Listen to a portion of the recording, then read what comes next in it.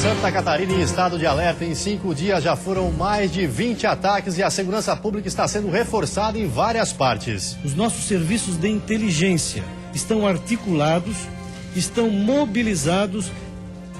A região mais afetada ainda é a Grande Florianópolis. Desde sexta-feira, 23 ataques criminosos foram registrados em 9 cidades do estado.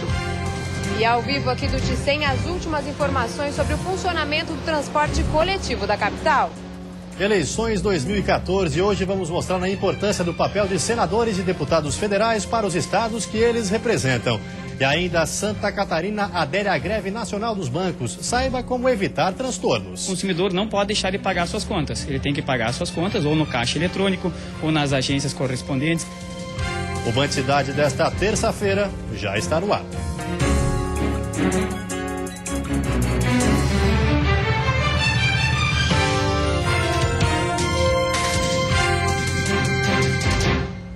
Olá, boa noite.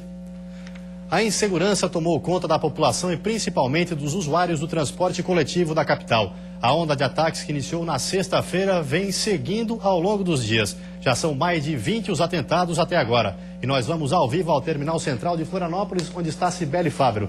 Cibele, como está a situação nesse momento aí no terminal? Boa noite. Boa noite, Gregório. Boa noite a todos. A movimentação agora aqui no terminal é bastante tranquila. Isso porque pouquíssimos ônibus circulam nesse momento. Tensão aqui no terminal, os poucos usuários que passam, eu conversei com alguns, é de medo, insegurança de muitas pessoas que vão pegar o transporte e não sabem se vão chegar em casa. Daqui a pouco eu trago mais informações sobre o transporte coletivo. E essa é a terceira onda de atentados nos últimos 3 anos. 3 anos seguidos de atentados aqui no estado e você confere agora de casa a reportagem completa sobre as últimas ocorrências aqui no estado. Só de ontem para hoje a polícia atendeu várias ocorrências em Florianópolis. Logo cedo, um ônibus foi incendiado no bairro da Tapera. No Campeche, uma base policial foi atingida por 14 tiros. As 2 localidades ficam no sul da ilha. Ontem à noite, a Polícia Militar prendeu um segundo envolvido na perseguição que terminou com 2 mulheres atropeladas no bairro Itacorubi. À tarde, um menor já tinha sido apreendido depois de um ataque contra a base militar do Parque São Jorge, região central da cidade. Ainda em Florianópolis, uma viatura no bairro Vila União e uma base da PM em Jurerê também foram alvos de tiros na madrugada. Ocorrências também aconteceram nas cidades de São José, Palhoça e Gaspar. Ao todo, 13 ônibus foram incendiados, 10 prédios e 3 viaturas atacadas. Desde sexta-feira, 23 ataques criminosos foram registrados em 9 cidades do estado. Nas últimas horas, em Criciúma, no sul do estado, o agente prisional aposentado Luiz Carlos Dallagnol, de 60 anos, foi morto em frente à casa onde morava. Várias ocorrências foram registradas no litoral norte. Em Tijucas, 6 ônibus escolares foram queimados. Pelo menos 1.000 estudantes ficaram sem transporte. Em Navegantes, 2 homens assaltaram e depois atearam fogo em um ônibus. Já em Guaramirim, a polícia apreendeu um galão de álcool e materiais suspeitos dentro de um veículo. Em Chapecó, no oeste, a casa de um policial foi atingida por 2 tiros. Em Itapema, um coquetel molotov foi jogado contra este ônibus, mas o incêndio foi controlado. E agora à tarde, também em Itapema, 4 homens atearam fogo numa viatura que estava numa oficina. Depois de uma barreira policial, houve troca de tiros. Os bandidos se embrenharam no matagal e estão sendo procurados pela PM. É uma questão de tempo. Os órgãos de segurança estão todos mobilizados, integrados. É uma questão de tempo, para exemplo dos outros atentados, essas pessoas, essas organizações criminosas que estão por trás disso, serem responsabilizadas e serem punidas de acordo com o previsto na lei. A Polícia Civil, responsável pelas investigações, já está identificando suspeitos e deve ouvir os 3 envolvidos presos. Um bandido acabou morto. As ocorrências de forma individual estão sendo apuradas pelas delegacias de comarca e pelas divisões de investigações criminais das regionais. E a questão da investigação em relação à organização, uma suposta organização criminosa que pode existir por trás de tudo isso, fica por conta aqui dessa diretoria apurar. Daqui a pouco eu volto com mais informações ao vivo daqui do Dicem sobre como vai funcionar o transporte coletivo na capital. É com você, Gregório. Obrigado, Sibeli. Daqui a pouco voltamos com você aí do Terminal Central de Florianópolis. E vários bancos no estado aderiram à paralisação nacional por tempo indeterminado. E para evitar transtornos, a recomendação é buscar outras alternativas para substituir os serviços. Hoje, em Joaçaba, a paciência e o bom humor de algumas pessoas foram testados por causa dos serviços bancários paralisados. Seu Pedro tinha o carnê do carro para pagar, mas vai ter que encontrar outra alternativa. Pagar na lotérica ou esperar o banco abrir. Acho que melhor é pagar na lotérica para não pagar juros, não é verdade? E daí tem que enfrentar a fila. Aqui em Joaçaba e região, a greve atinge 12 agências. No estado, há paralisações parciais em Florianópolis, Blumenau, Chapecó, Criciúma e Balneário Camboriú. Já em Lages e Joinville, os bancos aguardam o resultado de assembleias marcadas para o início da noite. As reivindicações dos sindicatos são por reajustes e melhores condições de trabalho. Além dos índices econômicos, que a gente está pedindo 12,5% de reajuste no salário. Aí tem ainda o salário de ingresso, que a gente considera o salário do Diese, que é de 2.979. Tem a participação nos lucros, a PLR, que é falada, de 3 salários mais um valor fixo de 6.247. De cesta alimentação, vale alimentação, 13ª cesta alimentação, é um salário mínimo de cada item, A paralisação coincidiu com o período de recebimento dos benefícios da Previdência Social, deixando como alternativa apenas os terminais eletrônicos. E é importante lembrar, a greve não isenta o pagamento de juros caso a dívida não seja quitada em dia. O consumidor não pode deixar de pagar suas contas. Ele tem que pagar suas contas ou no caixa eletrônico ou nas agências correspondentes que eles têm, por exemplo, Caixa Econômica tem as lotéricas. Se não conseguir pagar as contas em dia ou já tiverem vencidas, tiverem dificuldade para quitar essas contas, tem que entrar em contato com o credor e o credor tem que possibilitar uma outra forma de pagamento. E depois do intervalo, os benefícios e os perigos da melatonina, o hormônio do sono. E ainda, Banco de Olhos de Joinville comemora 36 anos e quer bater recorde na captação de córneas.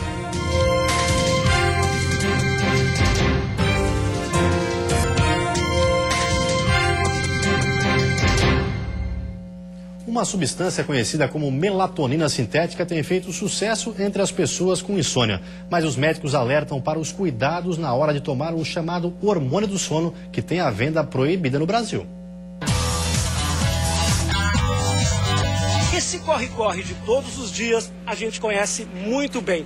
É daqui para o trabalho, do trabalho para a escola, da escola para casa. E aí quando chega em casa, que é a hora de relaxar, muita gente não consegue. Quase 60% dos brasileiros têm algum tipo de problema na hora de dormir. Quantas horas a senhora dormiu? Acho que umas 2 só. E você? Nem isso. Não durmo. Como está se sentindo hoje? Com sono. Uma noite mal dormida pode trazer consequências como obesidade, diabetes e doenças cardiovasculares. Mas cada um tem as suas receitas para ter uma boa noite de sono. E só tomando um calmantezinho. Passar seu dia super bem, super tranquilo, para conseguir dormir bem. Nadir tem 72 anos e trocou o Rivotril pela melatonina sintética na hora de dormir. Quando eu descobri a melatonina, foi maravilhoso. E você acha que o sono está legal? Super perfeito. Eu dormia 4 horas por noite, agora eu durmo 6. O nosso organismo produz a melatonina, conhecida como o hormônio do sono. Com ausência de luz, a substância é secretada pela glândula pineal, que fica no centro do cérebro. O processo começa cerca de 2 horas antes da gente ter sono. Não só os idosos produzem menos melatonina, a nossa sociedade moderna produz menos melatonina. Por quê? Porque a gente está sob iluminação artificial noturna. Quando a gente tem tablets, quando a gente tem luz de LED, que tem muitas TVs, a nossa produção de melatonina é inibida. A melatonina sintética não pode ser vendida no Brasil, pois não é aprovada pela Anvisa. Mas com uma indicação médica, o hormônio pode ser importado legalmente. A melatonina sintética também é muito usada nas academias. Acontece que muita gente usa energéticos e aí durante a noite não consegue dormir. Fernanda, é isso? É isso. Você fica mais descansado e mais disposto para uma próxima rotina de treino. Quer dizer, rende? Rende. Mas apesar da eficácia, é preciso cuidado. Por mais que o remédio tenha poucos efeitos colaterais, você precisa de uma avaliação médica para saber se a melatonina que você está tomando é boa, se a dose que você está tomando é boa, se o horário de tomada está certo e principalmente se a pessoa precisa de melatonina. E o Banco de Olhos de Joinville completou 36 anos com bons motivos para comemorar. Nesse ano a expectativa é bater o recorde de captação de córneas. O Banco de Olhos de Joinville foi o primeiro a ser criado em Santa Catarina. Com 36 anos de história, é referência no estado. O trabalho realizado pelos profissionais daqui já ajudou cerca de 3.500 pessoas em todo o país a enxergar melhor. Como é que inicia? Inicia-se pelo telefone ou por algum comunicado do óbito. Então a gente faz, aí a partir daí são vários procedimentos, a gente vê se não tem nenhuma contraindicação e havendo a doação, aí sendo positivo a gente vai até o corpo e faz a enucleação, que nós chamamos que é a retirada do globo. Todas as doações passam por um rigoroso processo de seleção e avaliação. As córneas e escleras, depois de processadas e analisadas, ficam acondicionadas nesses refrigeradores a uma temperatura entre 2 e 8 graus. No caso das córneas, elas podem ficar conservadas por até 14 dias. Já o tempo de armazenamento das escleras é de até 4 meses. Hoje no Brasil existem cerca de 25 mil pessoas na fila de espera pelo transplante de córneas. Uma única doação pode beneficiar até 4 pacientes. Sirlei trabalha aqui há 8 anos, mas a relação dela com o Banco de Olhos é bem mais antiga. Há 22 anos, ela sofria de um problema que reduziu a visão para 20%. Passou pelo transplante e hoje leva uma vida normal. Já não conseguia mais trabalhar, estava afastada do trabalho, não estudava mais, então eu estava bem limitada a fazer muitas coisas. Aí fiz o transplante, nossa, comecei a viver de novo, né, a me sentir útil. Em 2012, o Banco de Olhos recebeu 318 doações, recorde que está prestes a ser batido agora em 2014. Até o mês passado, já haviam sido captadas 250 doações. Trabalho que não é fácil, que ainda conta com a resistência de muitos familiares de potenciais doadores. Outro problema é a constatação de doenças como a hepatite, o que impede o aproveitamento do material captado. Hoje ainda a gente tem um aproveitamento em torno de 60%. Às vezes, muitos dos casos é hepatite, por exemplo. Muitas pessoas têm hepatite e não sabem. A sorologia vai nos mostrar isso. E aí ela impossibilita, é uma das contraindicações para chegar no transplante. E a seguir, o papel de senadores e deputados federais na política catarinense. E ainda hoje, mais informações sobre a onda de ataques em Santa Catarina. É um instante só, a gente já volta.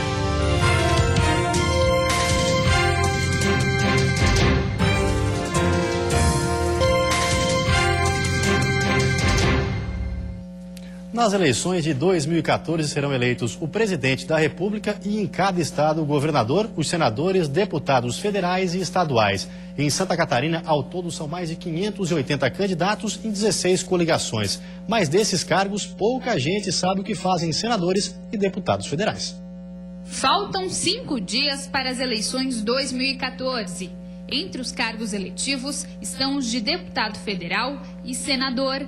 Mas você sabe o que faz um senador e um deputado? Não sei. Não tenho nem ideia. Sei, eles fazem os projetos de lei, ligelo, né? Não é isso aí, né?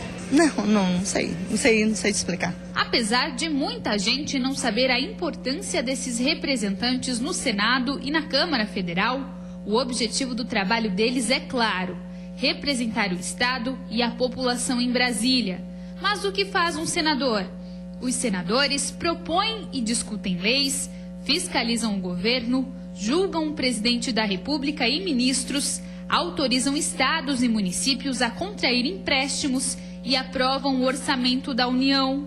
Já os deputados federais, além de propor e discutir leis, também fiscalizam o governo e cobram prestação de contas do presidente da República. O senador, ele é o representante dos estados, vai defender o interesse do estado pelo qual ele foi eleito, né? Já os deputados federais, os parlamentares que vão atuar na Câmara dos Deputados, estarão lá para representar o povo do estado em que ele foi eleito. O senador é o único agente público eleito para um mandato de 8 anos. Nessas eleições, Santa Catarina, assim como os outros estados, vai escolher apenas um senador. Já para deputado federal, O número de representantes depende da quantidade da população de cada estado.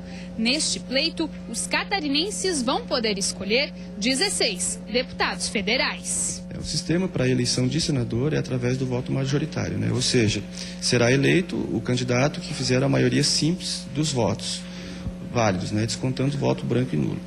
Já para o cargo de deputado federal é um sistema diferente, chamado sistema proporcional, né? E aí vai depender sempre de número da legenda, número de votos que a legenda alcançar e também dos votos nominais que o candidato alcançar.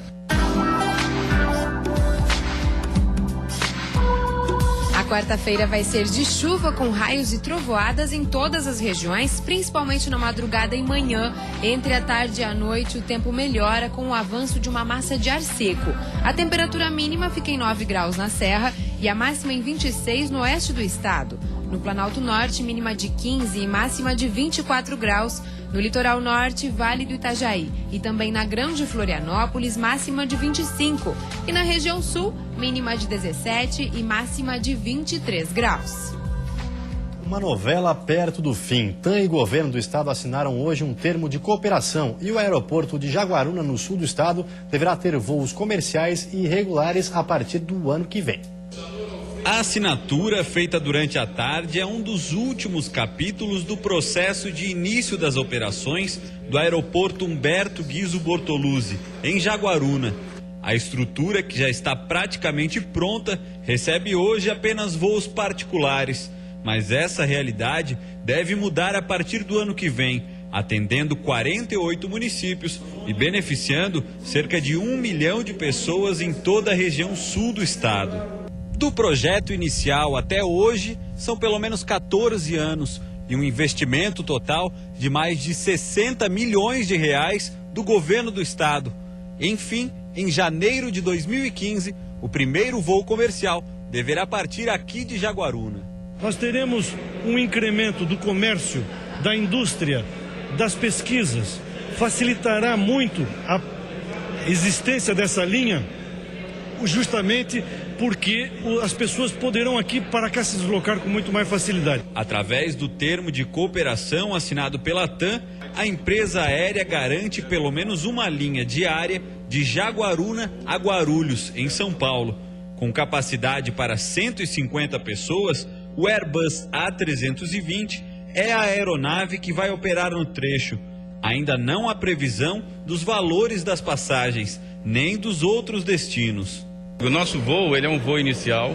Nós vamos começar a trabalhar aqui de maneira que a gente possa até botar mais voos. A nossa ideia é que se a gente tendo demanda para isso, tendo oferta e demanda, isso nós vamos lotar esse aeroporto, com certeza. Com 2.500 metros de comprimento por 30 de largura, a pista do aeroporto de Jaguaruna é uma das maiores do Brasil. A partir de agora, a TAM deve iniciar a instalação dos equipamentos da empresa para garantir que o prazo para o primeiro voo comercial seja cumprido. E a seguir, mais informações sobre a onda de ataques em Santa Catarina e como ficam os horários de ônibus a partir de hoje à noite.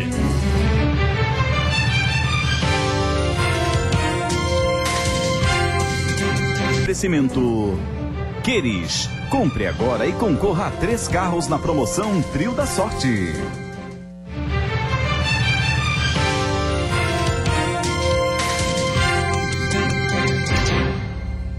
A duplicação do lote 1 da BR-280 na região norte teve mais um capítulo. A empresa vencedora do pregão eletrônico é de São Paulo. A obra vai custar 304 milhões de reais.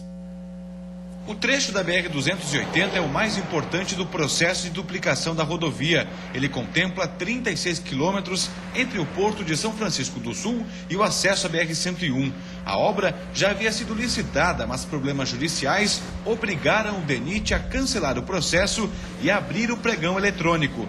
As propostas apresentadas ontem foram acompanhadas por uma comitiva formada por autoridades dos municípios da região. A Munesc, ela pressionou e vai continuar pressionando, junto com as forças vivas da sociedade da região norte, porque nós chegamos à conclusão que chega de promessas, de palavras, são quase 20 anos que isso se arrasta e nós vemos hoje um verdadeiro caos nesse primeiro lote que vai do quilômetro 0 de São Francisco ao trevo de Jaraguá, na 101. A empresa empresa Técnica Construções S.A. foi a vencedora com a proposta de 304 milhões de reais.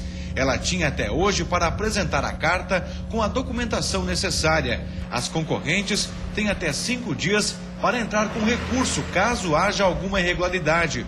O DENIT deve demorar cerca de 1 mês para revisar os documentos. Só depois da aprovação, a empresa será habilitada para assinar a ordem de serviço. A expectativa é que os funcionários da empresa comecem a trabalhar no trecho no início do ano que vem. O prazo para a execução das obras de duplicação do lote 1 da BR-280 é de 4 anos. Autoridades das regiões Norte e Nordeste de Santa Catarina têm se mobilizado para que a obra seja cumprida no prazo estipulado.